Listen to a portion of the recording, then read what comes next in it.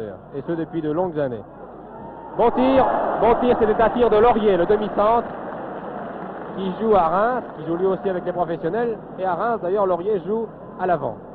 Vous voyez le tir de Laurier au ralenti, et le gardien, trompé par le rebond de cette balle, est obligé de mettre en corner. Corner qui est tiré immédiatement.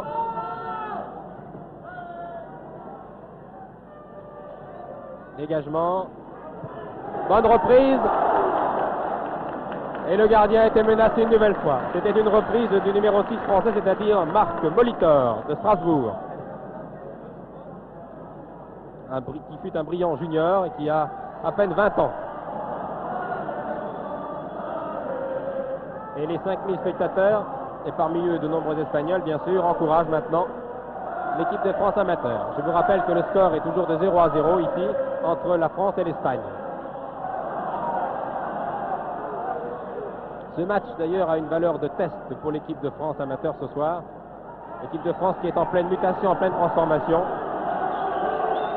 Alors qu'ici, l'arbitre suisse, M. Boller, accorde un coup franc à l'Espagne, tiré par l'ailier gauche Luis Ramón Lejos, qui joue à l'Atlético de Madrid.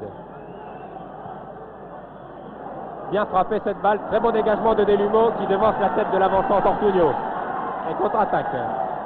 Allez.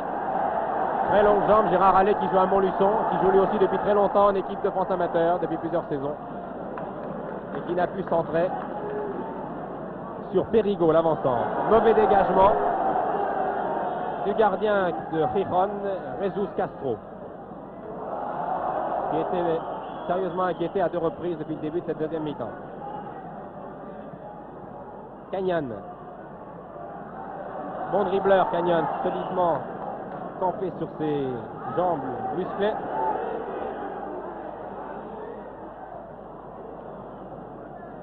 Et les Espagnols se dégagent. La défense de l'équipe d'Espagne est une des meilleures.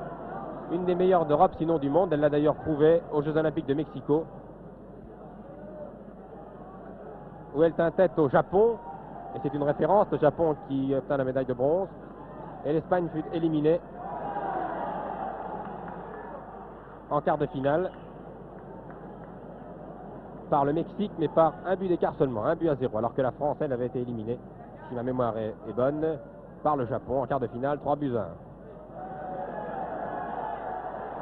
Bonne attaque des Français. C'était l'Empereur qui est arrivé avec un pied en avant, c'était dangereux. Oui, c'était dangereux, mais M. Boller a vu cette action et accorde un coup franc à l'équipe espagnole. Depuis les Jeux Olympiques, dans les deux équipes, il y a eu des changements. Et en équipe de France, c'est surtout la défense qui a été changée.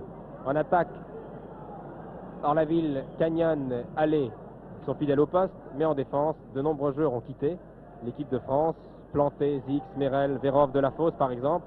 Ils ont été remplacés par des jeunes. Certains faisant leur entrée ce soir en équipe de France. C'est le cas de Nadji, d'Annecy, l'arrière droit. C'est le cas aussi de Macagno, qui n'a que 2 sélections. C'est sa 2e sélection ce soir, ou sa 3e. Et ce match est donc un test, car l'équipe d'Espagne est une des meilleures, je vous l'ai dit. Une faute ici. C'est encore Orlaville qui est au sol, mais qui semble avoir tout de même récupéré. Leclerc tire ce coup franc, donne à Laurier.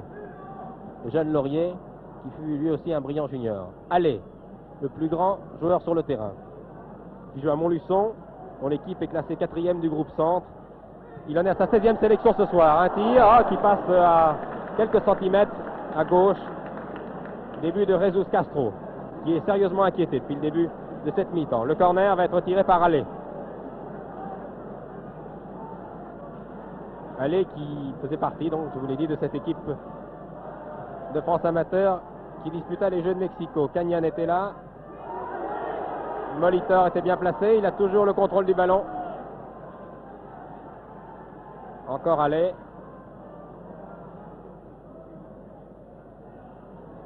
L'Empereur, qui joue à Aulnois, qui est capitaine de la formation française.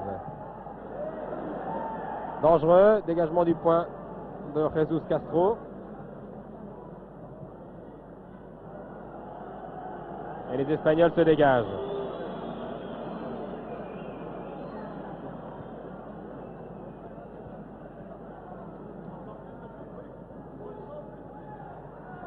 Dans la ville, a glissé et contre-attaque des Espagnols par l'ailier Ortuño, qui a été très brillant en première mi-temps. C'était l'attaquant espagnol le plus dangereux.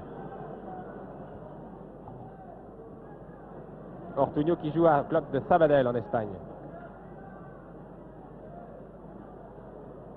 José Grande, joueur du Real de Madrid, qui joue plusieurs fois avec les professionnels du grand club espagnol.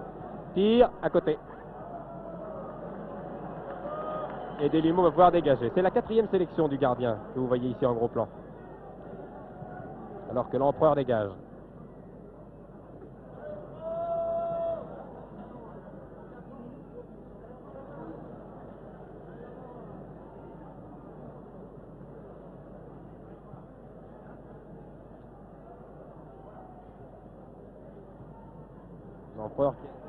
L'empereur cherchait Canyon, l'a trouvé. Canyon est bousculé régulièrement aux yeux de l'arbitre puisqu'il n'y a pas eu de coup de sifflet.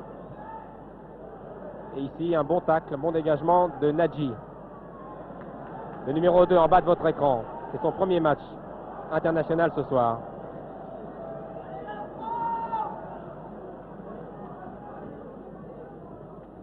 Tête de Nadji. Aux prises ici, Nadji avec Lejos, Luis Ramon Lejos.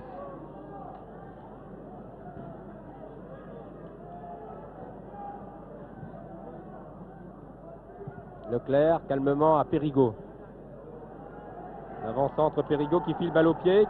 Lui joue à Montluçon. C'est un camarade de club de Allais. Et c'était justement son camarade et son compère Allais qui était parti. Qui était engouffré rapidement dans la zone dangereuse espagnole. On joue depuis 11 minutes en deuxième mi-temps et toujours 0-0. Laurier. Orlaville, qui semble avoir retrouvé tous ses moyens. Orlaville, balle au pied. Donne à Laurier, qui monte très souvent, vous voyez. Et les Espagnols préfèrent donner calmement à leur gardien.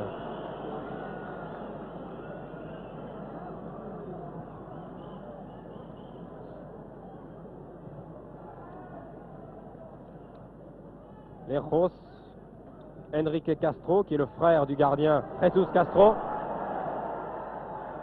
Bon, c'est dangereux, c'est très dangereux. Delumeau est sorti et finalement c'est l'empereur qui dégage. C'était dangereux là. Et c'est Fernando Ortuño pour l'équipe d'Espagne qui une fois encore est à la pointe du combat. C'est de loin l'attaquant le plus habile, le plus adroit. Remise en jeu Melado.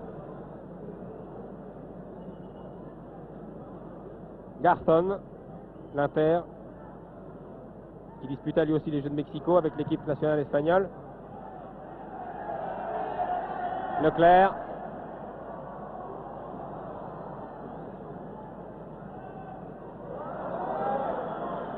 Oui, il y avait un hors-jeu de 2 bons mètres. 2 bons mètres de Garzón. Pour les Français ce soir, c'est un peu une revanche ce match. Car lors de la première édition de la Coupe d'Europe des Nations en 66, ils avaient été battus 2 fois par l'équipe espagnole, 2-1 au match aller à Bayonne et 4-1 au retour à Madrid. Il faut dire qu'à cette époque, à l'aile droite de l'équipe d'Espagne, alors qu'ici il y a un coup franc que le public n'apprécie pas.